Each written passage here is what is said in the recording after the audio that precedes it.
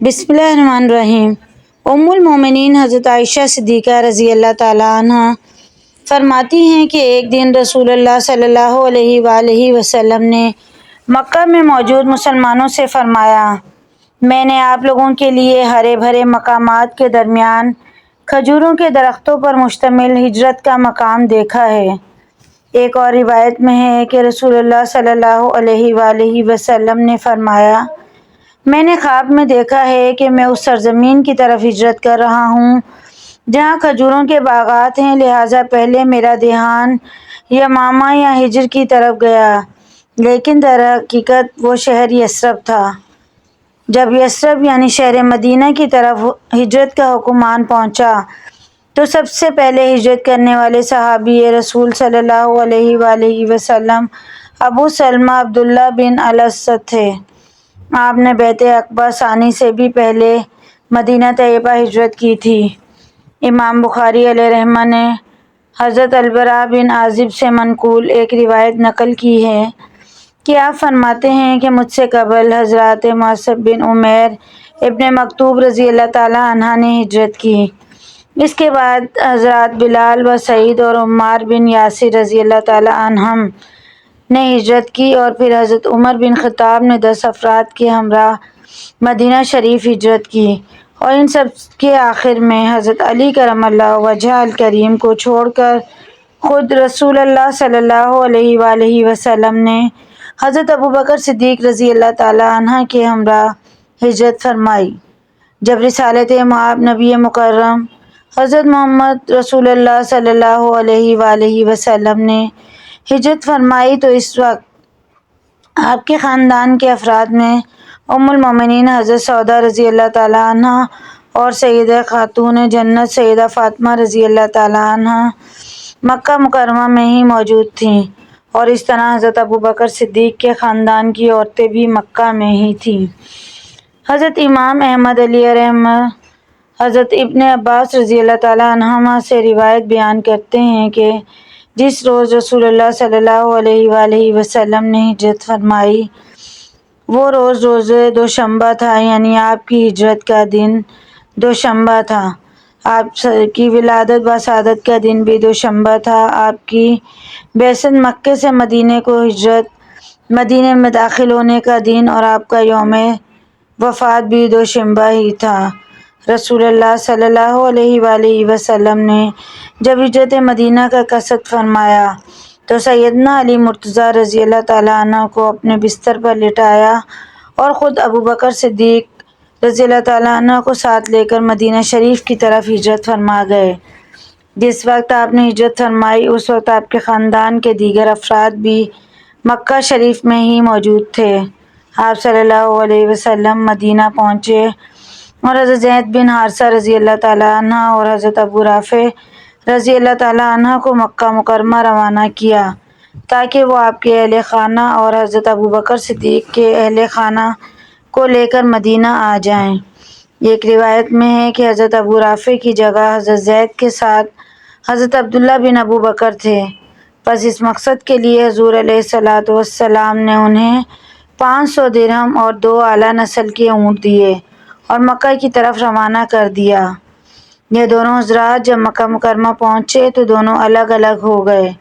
حضرت زید بن حارثہ رضی اللہ تعالیٰ عنہ نے حضور نبی کریم صلی اللہ علیہ وآلہ وسلم کے اہل خانہ جن میں ام المومنین حضرت سودا رضی اللہ تعالیٰ عنہ اور حضور کی صاحبزادیاں سیدہ ام کلثوم بنت محمد صلی اللہ علیہ وآلہ وسلم اور سیدہ فاطمہ الزہرا سلام علیہا اور اپنی زوجہ حضرت ام ایمن رضی اللہ تعالیٰ عنہ اور اپنے بیٹے حضرت اسامہ رضی اللہ تعالیٰ عنہ کو ساتھ لیا اور مکہ سے مدینہ شریف کی طرف روانہ ہو گئے۔ ہجرت مدینہ کے وقت سیدہ کی عمر مبارک کیا تھی، اس میں اختلاف پایا جاتا ہے، لیکن آپ سن بلوغت کو پہنچ چکی تھیں، اس پر اتفاق ہے۔ سیدہ خاتون جنت کی ہجرت کو لے کر ایک اور بھی روایت بیان کی جاتی ہے۔ حضرت علی کرم اللہ وجہہ الکریم چونکہ ابھی مکہ مکرمہ میں ہی تھے تو مدینہ پہنچ کر رسول اللہ صلی اللہ علیہ وآلہ وسلم نے آپ کو ایک خط ارسال فرمایا اور حکم فرمایا کہ تمام امانتیں واپس کر کے تمام بیویوں جو وہاں رہ گئی ہیں کو ساتھ لے کر بخیر و عافیت مدینہ پہنچ جائیں۔ چنانچہ جب حضرت علی المرتضیٰ رضی اللہ تعالیٰ عنہ نے تمام امانتیں لوٹا دیں تو مشرکین مکہ میں یہ اعلان کیا، اے لوگو، کیا کسی کی کوئی امانت ہے یا کسی کی کوئی وصیت ہے یا رسول اللہ صلی اللہ علیہ وآلہ وسلم کے اوپر کسی کا کچھ مطالبہ باقی ہے؟ جب کوئی سامنے نہ آیا تو آپ نے 4 فاطمہ نامی خواتین کو ساتھ لیا اور دن کی روشنی میں ہی مدینہ کے سفر شروع فرما دیا۔ وہ 4 فاطمہ نامی خواتین یہ تھیں: نمبر 1 سیدہ خاتون جنت حضرت فاطمہ سلام علیہا۔ نمبر 2 آپ کی والدہ فاطمہ بنت اسد رضی اللہ عنہا۔ نمبر 3 فاطمہ بنت زبیر بن عبد المطلب اور نمبر 4 فاطمہ بنت حمزہ بن عبد المطلب۔ ان کے علاوہ حضرت ایمن اور آپ کے بیٹے بھی تھے اور رسول اللہ صلی اللہ علیہ وآلہ وسلم کے ایلچی بھی ساتھ تھے جو کہ قافلے کی ساربانی کر رہے تھے۔ یہ قافلہ چونکہ دن کی روشنی میں چلا تھا تو مشرکین مکہ کیوں کر یہ برداشت کر سکتے تھے کہ یہ پاک بیبیاں حضرت علی رضی اللہ تعالیٰ عنہ کی زیر سرپرستی خیر و عافیت سے مدینہ پہنچ جائیں۔ بس انہوں نے ان کو روکنے کے لیے قریش کے 8 نامور بہادر روانہ کیے جو چہروں پر نقاب اوڑھے ہوئے تھے۔ حضرت علی کرم اللہ وجہہ الکریم نے جب ان نقاب پوشوں کو اپنی طرف بڑھتے دیکھا تو اپنا قافلہ روک لیا اور بیبیوں کو اونٹوں سے اترنے کا حکم دیا۔ اتنی دیر میں وہ نقاب پوش سر پر آن پہنچے۔ حضرت علی نے ذوالفقار حیدری نکالی اور ان کی طرف بڑھنے لگے۔ آپ کچھ آگے بڑھ کر آنے والے سواروں اور بیبیوں کے درمیان کھڑے ہو گئے۔ سواروں میں سے کسی نے کہا، تمہارا یہ خیال ہے کہ تم عورتوں کے ساتھ جان بچا کر نکل جاؤ گے؟ ہمارے ساتھ واپس چلو۔ فرمایا، اگر میں ایسا نہ کروں، بولے تو تم ذلت کے ساتھ پلٹائے جاؤ گے یا ہم تیرا سر اپنے ساتھ لے کر پلٹیں گے۔ یہ کہہ کر ان میں سے ایک آگے بڑھا اور آپ پر حملہ آور ہو گیا۔ حضرت علی کرم اللہ وجہہ نے پھرتی سے اس کا وار بجایا اور پلٹ کر ایسا وار کیا کہ آن کی آن میں اسے کاٹ کر رکھ دیا۔ آپ نے اسے تڑپتا چھوڑا اور بقیہ پر حملہ آور ہو گئے۔ چنانچہ ان میں سے ایک جہنم واصل ہوا اور بقیہ نے جان بچا کر بھاگنے کو ترجیح دی اور قافلہ چھوڑ کر واپس پلٹ گئے۔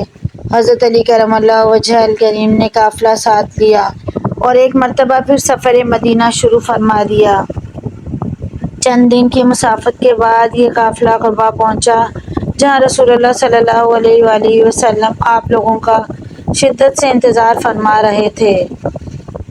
سیدہ خاتون جنت کی مدینہ شریف ہجرت کے بارے میں جو پہلی روایت ہے وہی مستند و معروف سمجھی جاتی ہے۔ مزید ایسی ویڈیوز کے لیے چینل کو ضرور سبسکرائب کریں۔ ویڈیو پسند آئے تو لائک، شیئر، کمنٹ کیجیے۔